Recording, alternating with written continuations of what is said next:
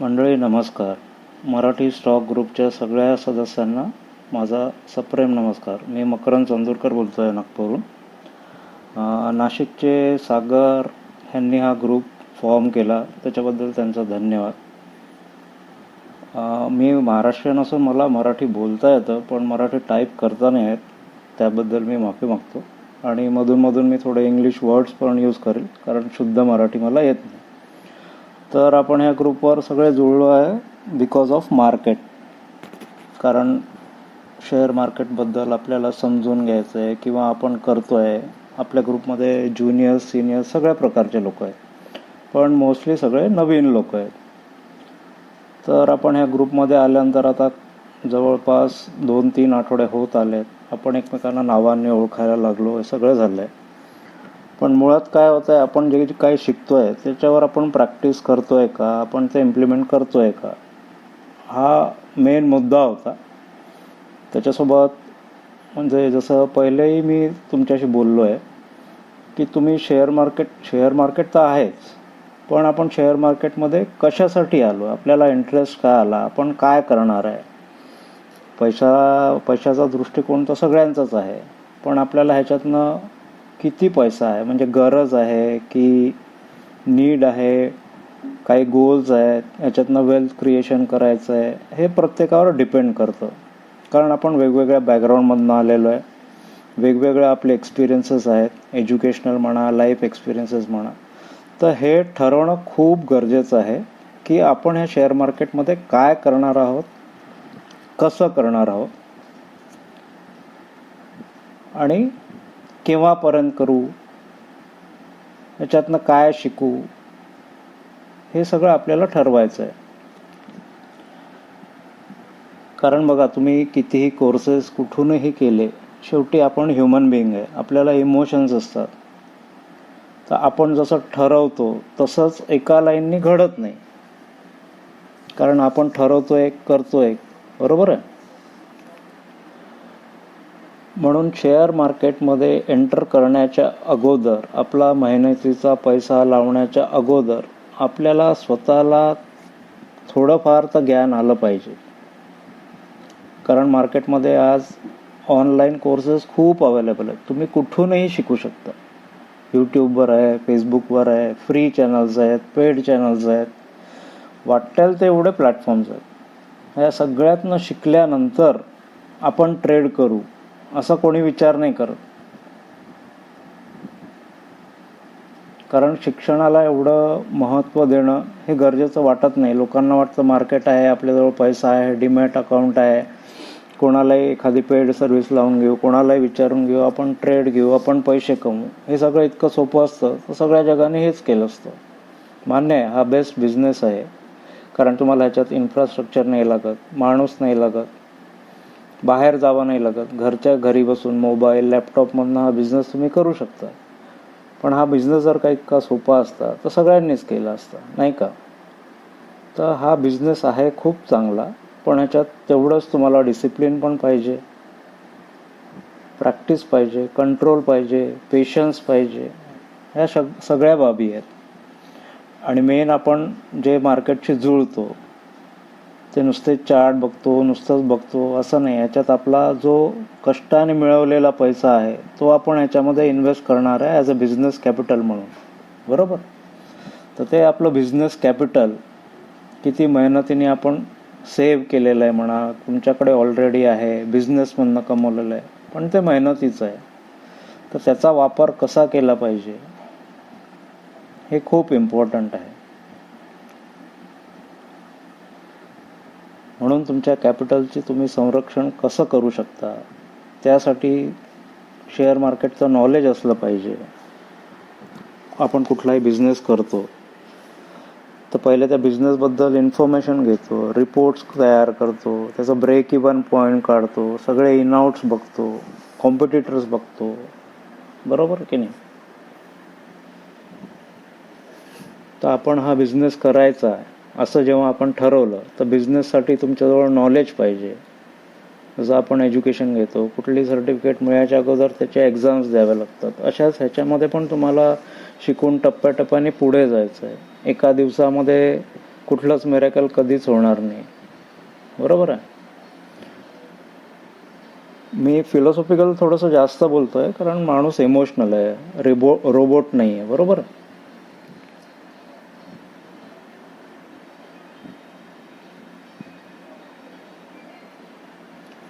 तर ज्या कुठल्याही प्लॅटफॉर्ममधनं तुम्ही शिकले समजा, त्याच्यानंतर कॅपिटल लावायच्या अगोदर त्या जे काही तुम्ही शिकताय त्याच्यातनं तुम्हाला स्वतःला स्टॉक निवडता आला पाहिजे, ट्रेड काढता आला पाहिजे. हे जेव्हा तुम्ही कॉन्फिडंटली करू शकाल, हे तुम्ही तेव्हाच करू शकाल. कारण बघा, मी तुमच्याशी फक्त टेक्निकल पार्ट शेअर करतोय. अजून स्टॉक्स निवडायच्या खूप साऱ्या पद्धती आहेत, त्या पण तुम्ही शिकू शकता. फंडामेंटल अनालिसिस आहे, पी रेशिओज आहे, त्यांचं बॅलन्स शीट आहे, त्यांना कंपनीला कुठली ऑर्डर मिळते, त्याचा पोर्टफोलिओ काय, त्याच्यावर लोन्स किती आहे, त्याचं मार्केटमध्ये एक्सपोजर काय, शेअर होल्डिंग पॅटर्न काय, या सगळ्या खूप साऱ्या गोष्टी आहेत ज्या तुम्ही पाहू शकता. मी फक्त टेक्निकल पार्टबद्दल बोलेल, म्हणजे चार्ट्स. तर चार्ट्समध्ये जसं मी सुरुवातीलाही सांगितलं होतं, एक ट्रेड म्हणजे ट्रेडचे दोनच पार्ट आहेत. एक आहे रिस्क आणि एक आहे रिवॉर्ड. म्हणजे तुमचं कॅपिटल घेऊन तुम्ही मार्केटमध्ये उतरल्यानंतर तुम्ही किती रिस्क घेऊ शकता आणि तुम्ही किती रिवॉर्ड मार्केटमध्ये घेऊ, म्हणजे प्रॉफिट किती घेऊ शकता. आणि दरवेळेस तर प्रॉफिट होणार नाही, तर लॉस होऊ नये म्हणून तो स्टॉप लॉस असतो. बरोबर आहे. तर टेक्निकल अनालिसिसचा पार्ट पकडला तर आपल्याला चार्ट समजायला आले होते. आपण जसं आत्तापर्यंत पाहिलं, सप्लाय झोन आहे, डिमांड झोन आहे, ते झोन्स आपल्याला काढता आले पाहिजे, त्या झोनची स्ट्रेंथ आपल्याला कळली पाहिजे. हे सगळं केव्हा पॉसिबल आहे, जेव्हा तुम्ही त्या चार्ट्सला फॉलो कराल. आता जसं निफ्टी 50 म्हटलं तर 50 स्टॉक आहे, पूर्ण एक्सचेंज पकडलं तर हजारो स्टॉक्स आहेत. तर आपण सगळे स्टॉक नाही बघू शकत. आपल्याला जे स्टॉक आत्तापर्यंत आपण ज्याच्यामध्ये ट्रेड करत आलो आहे किंवा ऑब्झर्व करत आलो, किंवा चांगले स्टॉक कोणते हे शोधा, त्या स्टॉकला फॉलो करा, दिवस म्हणजे त्याचे चार्ट्स फॉलो करा. मग तुम्हाला त्या स्टॉकचं कॅरेक्टरिस्टिक समजेल की हा सकाळी ह्याच्यामध्ये मुवमेंट असते का, की कसं असतं, 15 मिनिटाला हा चांगला आहे का, की डेली बेसिसवर चांगला आहे का, याच्यात मुवमेंट कशी असते, स्टॉकचं ॲव्हरेज ट्रू रेंज काय, म्हणजे डेली तो किती पॉईंट वर खाली होतो. मग त्याचा 14 डेजचा ॲव्हरेज काढला, तो एक तुम्ही रेफरन्स घेऊ शकता. अशा खूप साऱ्या गोष्टी आहेत. तर पण स्टॉक्सला फॉलो करा, प्रॅक्टिस करा, चार्ट्सवर सगळे झोन्स शोधा. मग त्या झोन्सला कम्पेअर करा.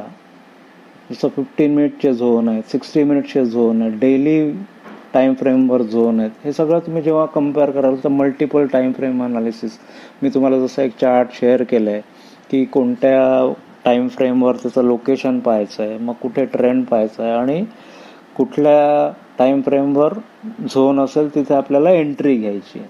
हे सगळं जोपर्यंत तुम्ही प्रॅक्टिस नाही करणार तोपर्यंत म्हणजे तुम्ही कॉन्फिडंट नाही राहणार स्वतः ट्रेड काढायला. मग स्वतः ट्रेड काढायला आले त्याच्यानंतर तुम्ही मग पेपर ट्रेड्स करा.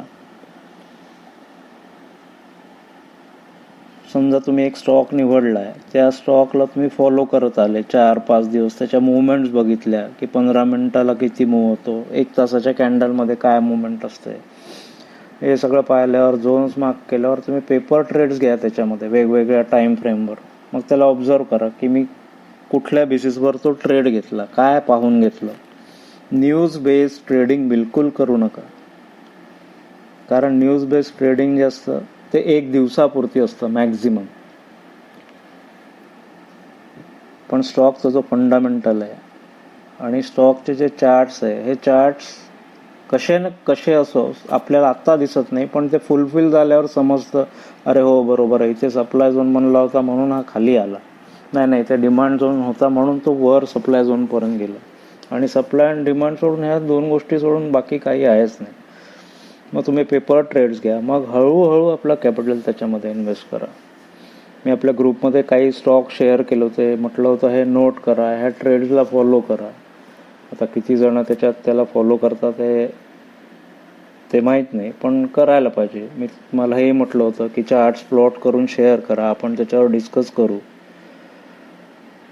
मग दुसरं अजून महत्त्वाची गोष्ट आहे म्हणजे आपण ह्याच्याबद्दलही सगळं बोललो आहे की पोझिशन साईज काय असायला पाहिजे, म्हणजे आपल्या कॅपिटलचं पर्सेंटेज काढून टाईप ऑफ इन्कम ट्रेडर बघून तुम्ही किती स्टॉकचा साईज घ्यायला पाहिजे, ट्रेड घ्यायला पाहिजे, तरच आपलं कॅपिटल प्रोटेक्ट होईल. आणि कॅपिटल प्रोटेक्ट होईल तरच आपण मार्केटमध्ये पुढे ट्रेड करू शकतो. मी असंही उदाहरण सांगितलं होतं, एका ट्रेडमध्ये 10,000 लावण्यापेक्षा 10 ट्रेडमध्ये 1,000 रुपये लावा. तर त्या 10 ट्रेडमध्ये लॉस तेवढाही झाला समजा, पण 10 ट्रेडचा तुमचा एक्सपिरियन्स वेगळा राहील.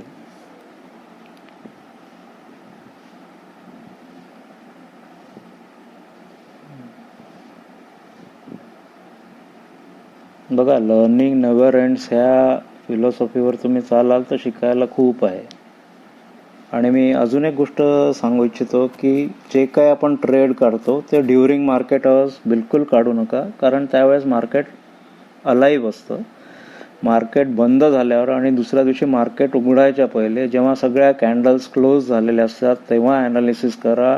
आणि ते ॲनालिसिस केल्यानंतर तुम्हाला ट्रेड मिळाला असेल तो ट्रेड लिहून त्याच एंट्री पॉईंटवर दुसऱ्या दिवशी एंट्री घ्यायची. नाही तर काय होतं, मार्केट उघडलं, अरे निफ्टी वर झाला, मग तिकडे हे झालं, असं झालं की माणूस डिस्ट्रॅक्ट होतो आणि तुमचा ट्रेड चालला जातो. म्हणून ती एक म्हण आहे, plan your trade and trade your plan. तर आपण ट्रेडचं प्लॅन करतो पण त्याला इम्प्लिमेंट करत नाही, कारण ते लिहिलेलं एका ठिकाणी असतं आणि आपण करतो दुसरं. अशा सगळ्या गोष्टी आहेत. मला तेच म्हणायचं आहे की आपल्या ग्रुपमध्ये सगळे नवीन लोक आहेत. तुम्ही तुमचा कॅपिटल जपा, घाई करू नका. मार्केट काही बंद होत नाही.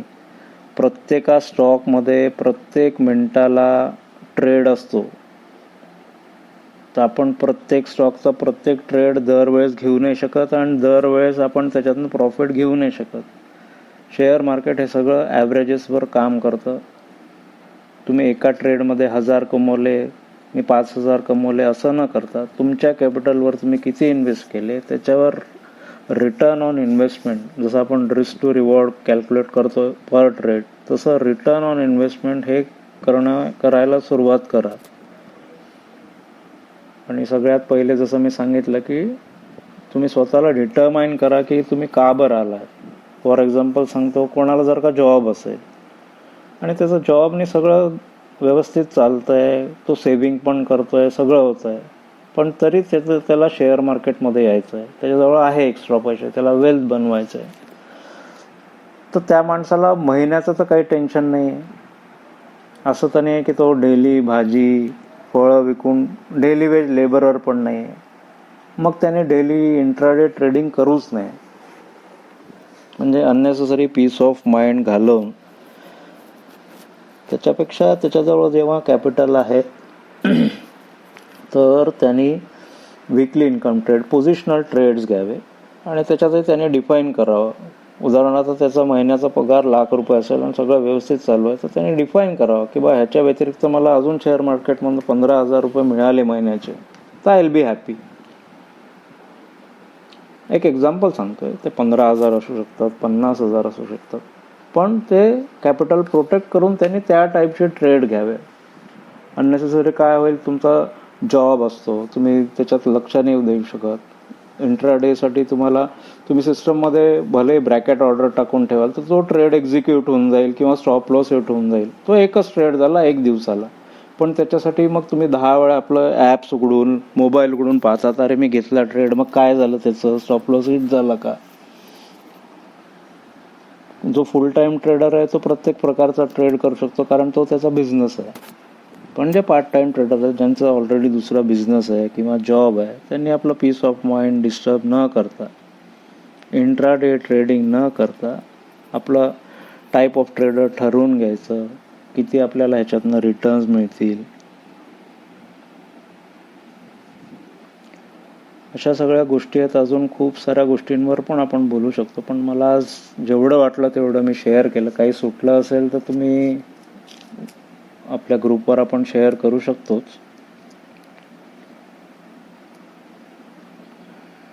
Risk management, stop loss, capital protection, discipline, patience, अशा खूप साऱ्या गोष्टी आहेत ज्या आपल्या माइंडवर रूल करायला पाहिजे ट्रेडिंग करताना, इन्व्हेस्टमेंट करताना.